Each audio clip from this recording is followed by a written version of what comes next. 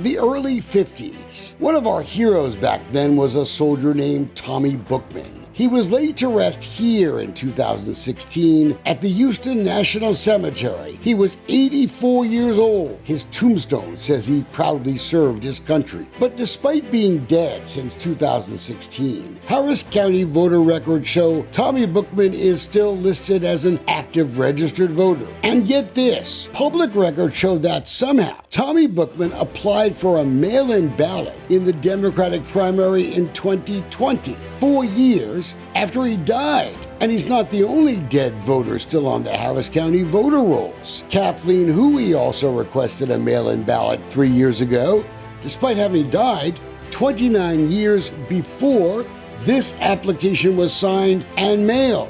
In both cases, private investigators confirmed with family members these voters had passed away years before the requests for mail-in ballots were submitted in their name. There's no voter fraud here. Don't call my house about that mess. Yet there are sworn affidavits that the signatures on those applications wasn't even the right handwriting. No doubt felonies were committed. Applying for a ballot by mail in the name of a dead person is a felony. It's a Texas state jail felony. No doubt that some of those folks are very dead. Oh, they're dead. Yeah, I mean, they died, years ago. Those dead voters were found by Colleen Vera, a retired school teacher who now investigates possible voter fraud. I don't understand why people just can't be honest. It would be so simple. Colleen is the widow of Alan Vera, who oversaw ballot security for the Republican Party for years. He died weeks before 2022 election challenges first went to court. The system's broken, and someone needs to fix it. What we showed you is evidence of possible illegal vote harvesting. And state investigators were told then about this woman, Gloria Palmer, who worked for the Sheila Jackson Lee campaign in 2020 as an assistant. Turns out she was a convicted forger. On YouTube, there's even audio of Palmer showing how this works. When you block walking, we get out there, it's on the component, get out there, get those applications done. If I hit 1,000 applications, go back. When it's time for the ballot to come, go back to them before the component get in there and get them to get the absentee vote for that person who I'm working for. Remember the first rule of politics. The ballots don't make the results. The counters make the results. The counters keep counting. Vera says it was Palmer who mailed in the suspect applications for those dead people. In the Democratic primary, in that envelope is where we found 4 deceased people and one lady that said that she left Harris County 23 years ago. The documents were given to the Secretary of State, the Attorney General, the DA, Kim Ah. No one was ever charged with a crime. Obviously, if you're dead, you can't apply for a ballot. But folks who have moved away out of the county, they're not supposed to vote in our local elections either. None of this should be happening. According to Texas election law, Harris County officials are supposed to get a copy of the National Change of Address database at least once a month. They're supposed to then compare it to the voter rolls to see who's moved away. But we've discovered Harris County has been breaking the law for years. We learned this shocker because of one of those election challenges, the one filed by former probate judge candidate Rory Olson. His lawyer recently took the deposition of Sue Hastings. Well, we actually started with Clifford Tatum.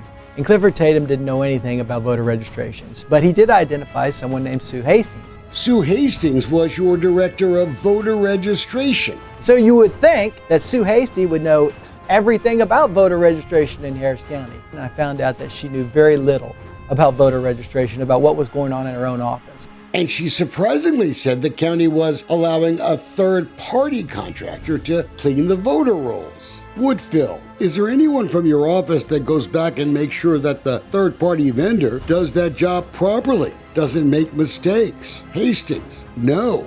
That third-party vendor, Hastings said, was a company called Level 1. Hastings said this guy would know the whole story, Harry Vasquez, who worked at Level 1. When I took Mr. Vasquez's deposition, his testimony was, I don't think we ever did it, ever. Since April of 2020, Level 1 was paid $171,000 by Harris County, but the election administrator's office didn't even know for sure what they were doing or made sure that voter rolls were accurate. accurate. That means we have a voter roll, a voter roster where arguably thousands of individuals who no longer live in Harris County but live someplace else in the state, or live outside the state, or even have moved within Harris County, are casting illegal votes.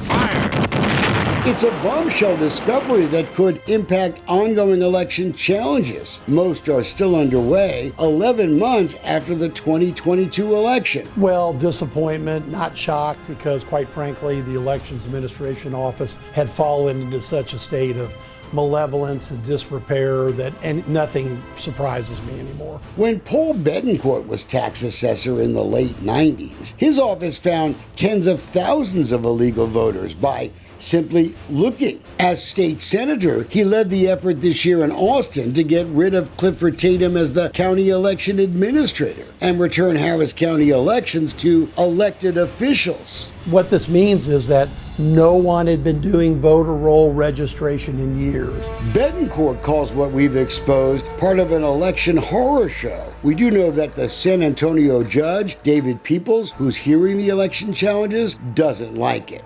I'll just tell you, the judge said, it does seem to me that some serious things were said in that Hastings deposition with Vasquez when you consider those two together. The hunt is over for a man accused of stabbing and killing his girlfriend and a puppy. We found another compelling reason to immediately order a scrubbing of our voter rolls. Guys like Marquez Potts, you can see, is a current registered voter. He's also a convicted felon. He pled guilty to stabbing a woman, and now he's charged with murdering his girlfriend while on probation for that other crime. You see this obituary for Cedric Ray Fobbs? He died 12 and a half years ago, and he was a convicted felon at the time of his death. Someone should tell the voter registration folks that he's no longer eligible to vote, but somehow he's still registered. Remember last year we were trying to warn you about soft on crime judges? Their rulings were getting people killed. Still are. Crime Stoppers was keeping track of the felons getting out of jail on PR bonds. And we used that data again, this time, to check 100 convicted felons to see if any were registered to vote. Of the 100 convicted felons we checked, 23 had active voter registrations. That's more than 20%. I think it's outrageous, but I think it's consistent with what we're seeing across the board. The only way we stop voter fraud is if we start from the beginning, making sure we have an accurate, correct voter registration roll. Felons, dead folks, folks who just don't live here anymore. And you wonder why people are losing trust in our elections. The bottom line is somebody has to do the job of cleaning up the voter roll. If you don't have a voter roll with integrity, you're not going to have election results that everyone believes.